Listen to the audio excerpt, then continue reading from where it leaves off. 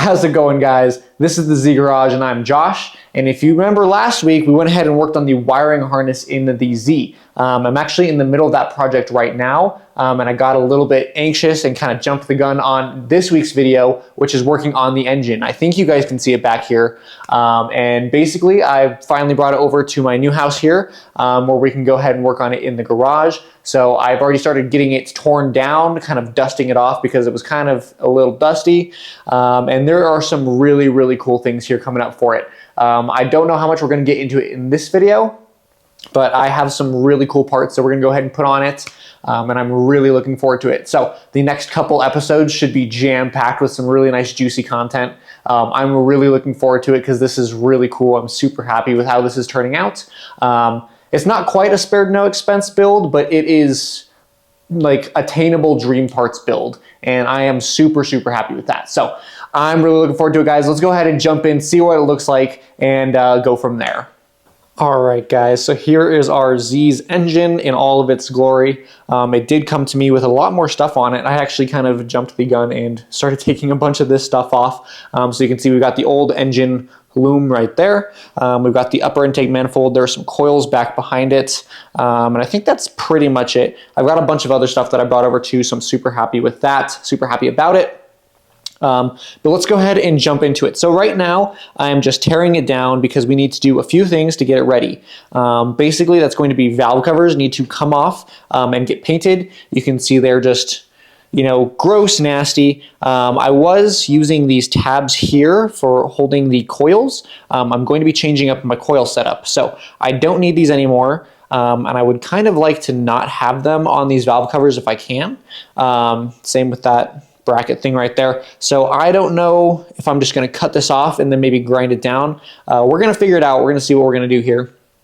But basically, that's like the next step. What I'm working on right now is just kind of cleaning up the front face here. So if you guys remember, I actually did a timing belt video. And after that video, I went ahead and actually took everything off because I still wanted to go ahead and do a bit of work on here, namely painting the timing cover pieces, as well as this right here is the thermostats. And right here on the ground is my old thermostat housing. It is not bad. It's still good. It's just a little gross dirty. So I have a new one in that pile right over there for it. But if you guys have been watching my channel for a while, you know that a while ago I went from the OEM factory housing to this stamped steel one from AutoZone. And this is really thin. It's just a piece of sheet metal. And the original one actually had some pretty big standoffs that kind of came out to like right here. So the bolts that came with the original engine actually were a lot longer, and they threaded into the back of these right here. So when I went to the stamped steel, I ended up pushing this one in too far. I didn't realize it wasn't going in because the bolt was too long. It was bottoming out, and I kind of stripped the threads on it. So I want to go ahead and put a helicoil in here and fix it all up so that we don't have to worry about that. I'm probably going to do all three of these. This is an aluminum piece, so you can thread into aluminum, but having stainless steel helicoils will be much, much better. I don't know if I'm going to take this off. Maybe I will, and we'll get a gasket for back here as well. I've already have for sale this water neck, the gaskets for that. That's contact right here, and the one that goes actually on top where the cap attaches to that neck. I have those for sale on my website. I'll go ahead and take this off, figure out what type of gasket that needs back there, and add that for sale as well, so that you can get all three if you need them.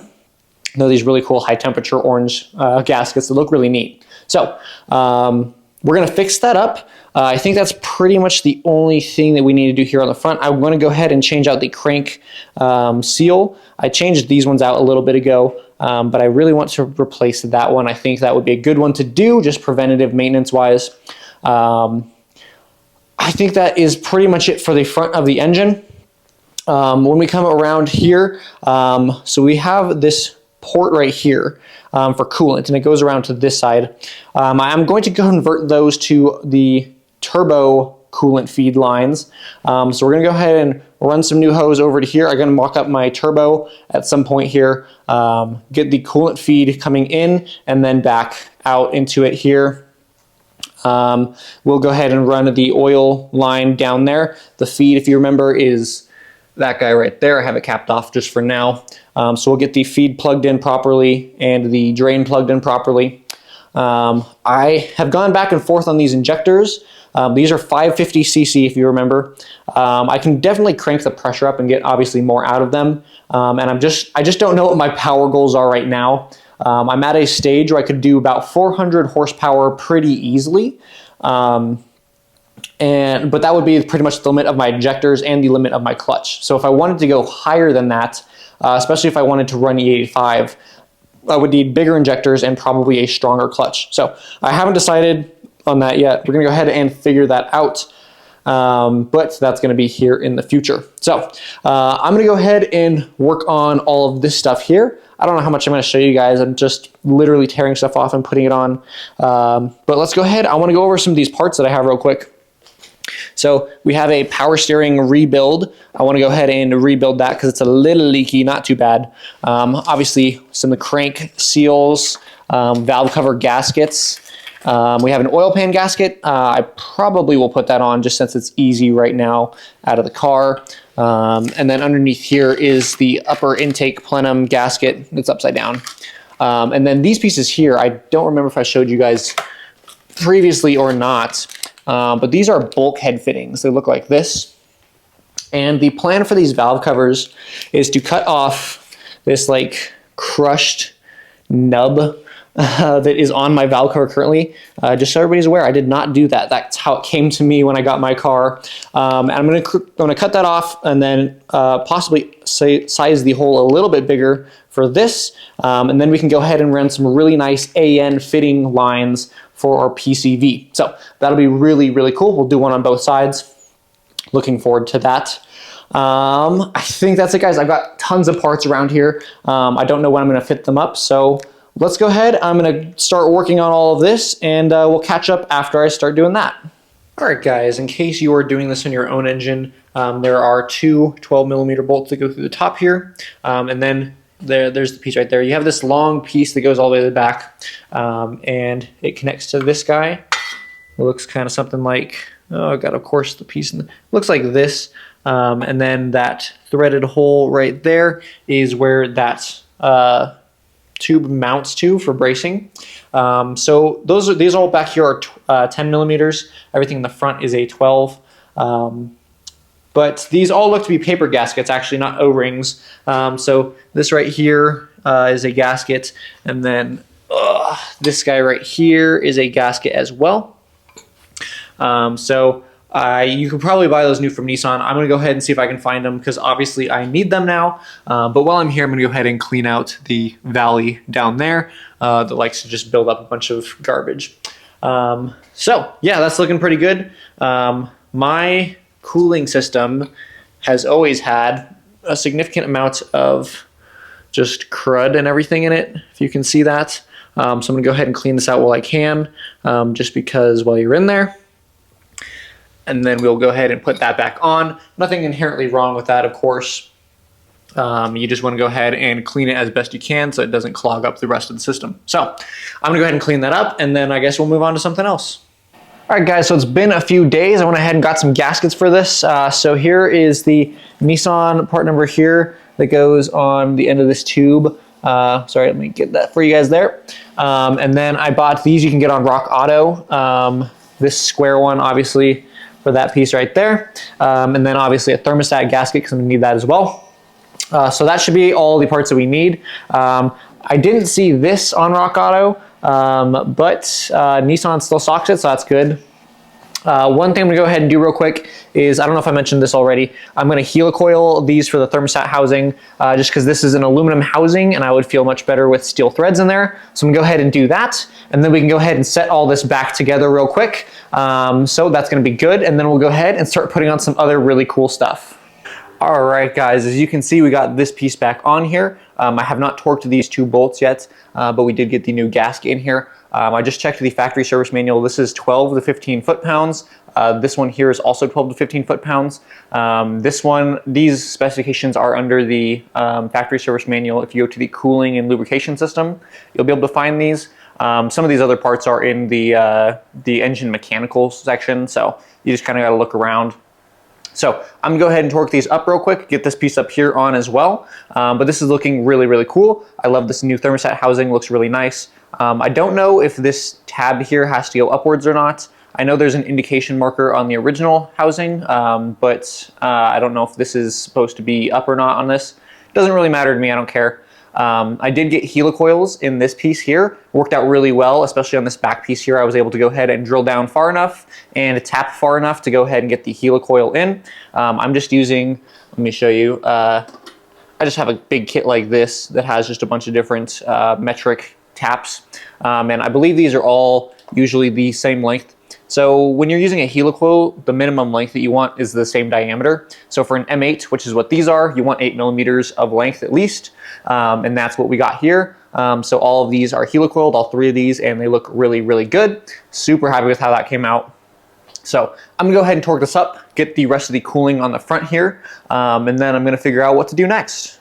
All right, guys, the next thing that I was looking at was actually, I bought this oil cooler. This is an OEM Nissan oil cooler for automatic turbo cars. I bought it like 2 years ago and I never installed it. And basically it's just a sandwich plate that goes behind the oil filter here. And I was looking at it, just making sure that we had all the stuff to go ahead and put it together. These threads here that it goes into are M8 by 1.25. I just tested that with that bolt right there. I thought it wasn't, but it was just dirty, so M8 by 1.25 is the one you're looking for. And then, yeah, so this is our oil cooler. 2 things about this. This stud kind of thing goes through it like that into the block and provides oil to the filter. Obviously, it's got holes for different passages and stuff. It's got a crush washer on the outside right here. It's like an aluminum crush washer that mates to this surface here. I might source a new one if I can. It doesn't actually look to be in too bad condition, so I might leave it as is. And then second, on this side, I am missing the O-ring that goes right here. This is a part that is discontinued by Nissan. I have found the part number for it. I just, can't buy it. So I'll go ahead and look for replacements for these, see if I can get them. That would be cool.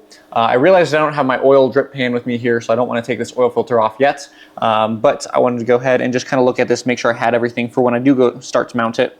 I think I'm going to use these hard lines. They look like Dash 8AN fittings. So I might go ahead and just adapt from these to soft lines into an oil cooler. But that is something down the road. I just kind of wanted to get it in place because it will be on this engine and start to figure out if I needed anything, which obviously I do. So good to know. I'm going to go ahead and order some stuff for that. And we're going to move on to another thing now, which I haven't figured out. So let's see what it is. All right, guys, I want to go ahead and get you up to speed with what we're doing on some of the intake stuff here. So this is what I'm going to be running for the intake plenum and the throttle body. This is a big side mount intake. You can see it goes over to the side. When it's sitting normally like this, it would be going off to the passenger side here. So the turbo is going to be on the driver's side. This is going to be on the passenger side. And then we're going to route through the fender wells. Of course, these big holes right in there and over there that I have. So hopefully the piping will just go whoop down through the intercooler and then whoop and right into the intake.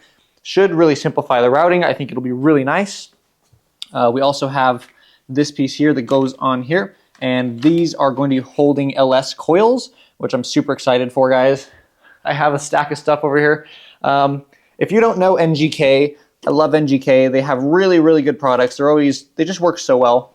And I was able to get some NGK LS coils. There's probably the part number if you want it. So we got LS coils. This is a build your own spark plug wire kit set from NGK. There's the part number for that. I got all of this on Rock Auto, by the way, just in case you need them. And so I'm super excited. This is all going to look really, really cool once we get it on the car. This is just a generic Amazon 92 millimeter throttle body for an LS. And it's actually really, really nice. It was only like 80 bucks or something, or like even cheaper because it didn't come with the idler control or the throttle position sensor, which I've heard you want to go ahead and get new ones of those anyways, because the ones that they come with are just cheap Chinese garbage.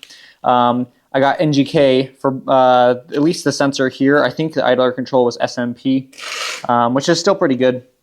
Haven't had any issues with SMP either. But I went to go ahead and just fit this up on here just now, and I realized, I don't know if you guys can see it on camera. See if I can get it on here. This flange is warped, and so it does not sit at all. So I haven't decided what I'm going to do with this. I might just have somebody weld on a new flange. That might be the easiest thing, and that might be the most secure thing. So I might go ahead and take this to a shop I have here locally in town that I really trust. They do really good work, and I might have them cut it off and put on a new one. So keep your eyes posted for what we're going to do here, but we're going to still be able to mock everything up on the engine. So the next thing that I actually want to do is pull the valve covers to paint them, but I think we're going to go ahead and try mocking up some of the exhaust and turbo first, just because maybe I'll paint these tomorrow, and we can get all that work done tonight without leaving the valve covers off and having possibility of dust and stuff getting onto our valve train. So I think right now I'm going to go ahead and start mocking up intake and exhaust. It's going to look so cool, guys. I'm so excited to get the turbo and everything mounted up on here. It's going to look so good. So I'm going to go ahead and get to that, and hopefully you guys are excited for this as I am, because I'm just ready to hear this to happen, guys. All right, let's go for it. All right, guys, as you can see, we're getting the exhaust manifold on, and I've run into a couple fitment issues. I don't think any of them are going to be too hard to overcome, just a few small things. The main one being, as you can see, the dipstick tube runs up along the side of the head right here, and the factory flange, there's no flange like this on the factory header, which means it can pass around that dipstick tube, but clearly there is a flange here, so we're going to have to cut this. I suppose you could remove the dipstick tube, but that is just going to be more work in the long run if I ever wanted to remove this exhaust. So I'm going to go ahead and just cut the flange. That's unfortunate. You can see I had to cut the gasket behind it, but it's a gasket, so I don't really care. You know, it's a pair of wire cutters. This is a little bit harder to cut, but I don't think that separating this is going to cause any issues. It is just a pain in the butts because now I have to go get something to cut it. You can see back here, we're getting a little close to the back of the head at this point right there. I don't think it's going to make contact. We still have, 4 to 5 millimeters probably of clearance, and that should stay the same as this manifold moves up, so not any issue. You can see we're not super aligned with that flex pipe, but because it does flex, we should be able to bend this into position to where it needs to go. That's just going to be making sure the flange lines up and is nice and flush with it, because bending usually causes a little bit of, misalignment. You can see, I don't know if you can see, the flanges are a little angled right now. So once we go like this, it should be pretty flat. But fingers crossed that that lines up, because if it doesn't, I don't know what I'm going to do. And then finally up here in the front, this is where the turbo sits. We're getting really close right here. This still needs to go forward. You can see down there, probably a good ½ an inch. And we probably have like 3/4 of an inch or so right here, but we have to put the turbo on top as well. So I'm hoping that once we get all of this situated, that we don't run into any issues with that. So a little unfortunate. I'm gonna have to go ahead and get something to cut that to really make sure that this fits, to make sure we don't have any issues. I do have a video from the guy who made this, of this on a VG30, so it should fit. He had the timing cover on, which means that the maximum out that it goes here with the gears and everything should fit. So fingers crossed that that's all going to be okay. That shouldn't be an issue. That's probably going to be fine as well. So not ideal, but I would say that it's not the worst thing in the world. That dipstick tube, that's just like an inconvenience because I have to go cut it now. So other than that, I think I'm going to go ahead and pause here on the exhaust just because I don't have anything to cut this right now. I've got to go get a hacksaw or a cutoff wheel, I guess, to do that. So I'm going to go ahead and move up to the upper intake manifold. And I looked at the flange and it's nice and flat, so it should fit on here without any issues. We're going to have to go ahead and see fitment to like PCV and stuff over there. So yeah, fingers crossed that this works out fine. I did notice in the video that I was sent, he had that valve cover on this side here. So the oil fill was right here. I'm assuming that's because if you take the big intake manifold and set it covers up the oil fill. So I might end up having to do that in the eventuality that it just covers that, and you'll have to remove the intake in order to make it work. or in order to fill up with oil. So I will keep you guys posted on that. Hopefully everything fits up just fine. I really don't want another issue with, flanges or anything. So fingers crossed. Let me go ahead and put that on and I will show you guys how it looks. All right, guys, we got the upper intake manifold on, as you can see, and issues is the name of the game, as always, apparently. So we got a couple issues. One right here we're hitting, but that's fine. It's for our fuel rails. We can go ahead and change that. It doesn't have to be routed the way it is. That's just how it worked with the old intake manifold, so I don't care about that. Two is that we're hitting this PCV. So I was going to go ahead and put the original or the new AN PCV lines right here just to fill the hole that I was going to cut off. But I don't think it's going to work. I think it's going to be too big. It's not going to be flat enough to fit underneath there. So we're going to probably have to weld this shut and then put a new hole probably right here. You can see that this guy's got plenty of room, so it doesn't really matter there. But we're probably going to have to go ahead and put something, although that's kind of getting close to here. Maybe we'll put it like right here. So we're going to have to go ahead and make some adjustment. Can't just run this manifold as is, apparently. That would have been nice to know a little bit beforehand. And then second thing, it's just a minor inconvenience. This LS bracket, I was trying to mount it, and let's see if I can hold it there for you guys. You can see, just look how little thread is protruding out of the back of this. It will not thread into these.